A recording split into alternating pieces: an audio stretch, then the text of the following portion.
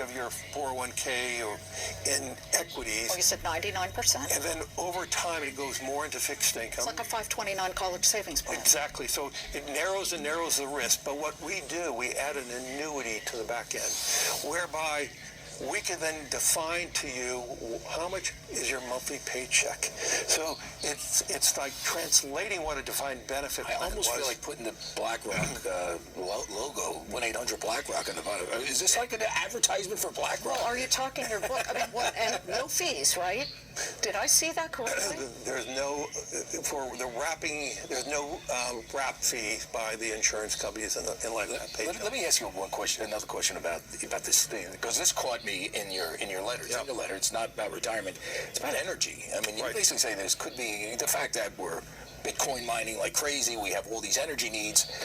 You suggested the light could go out if we don't figure out energy infrastructure. My question to you is, which I really do agree with, but here's where I didn't see in your letter, why don't you just say, we need some nuclear power? Well, that's one of the answers.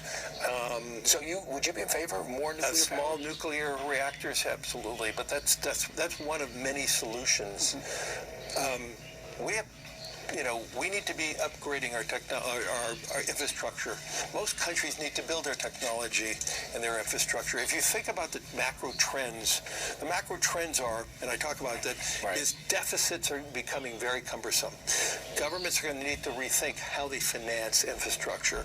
There's huge pools of money in the private hands, so we need to be, in most countries, they privatized airports. And the performance of most airports outside the United States are stronger than they are here. But Larry, we've waited for the government to do that, and unless you're going to be Treasury Secretary, which you've said no, we need to take that piece out of it, because Social Security is going to run out of money in a decade. We need to rethink Social Security and how we're going to fund that. And there are many. But what can people do today? Because look, LifePath is an option right now. It comes out in April, as I understand it. It goes live.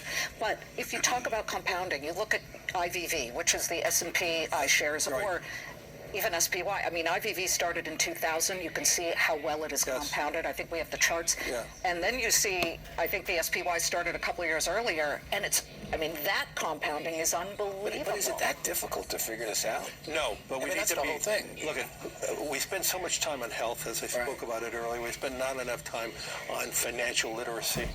We need to have more people understand what you're talking about, this whole notion of compounding. We need to have a conversation not about if the markets are going up and down in any one period of time. We need to have the concept Good luck with that. Business news. But we need to be talking about the whole issue that, Liz, you talked about, the compounding over years and years and Meaning years. start early. Start early.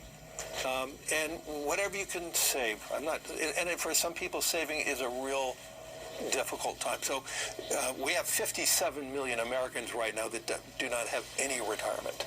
And so 57%. 57 million. Oh, million, rather. Million. That's a lot. That's like, there's a lot of people. So, but for those who are part of a corporation and have a 401k plan and a defined contribution plan, the whole concept of focusing on the compounding, believing in having hope that the future is better than today.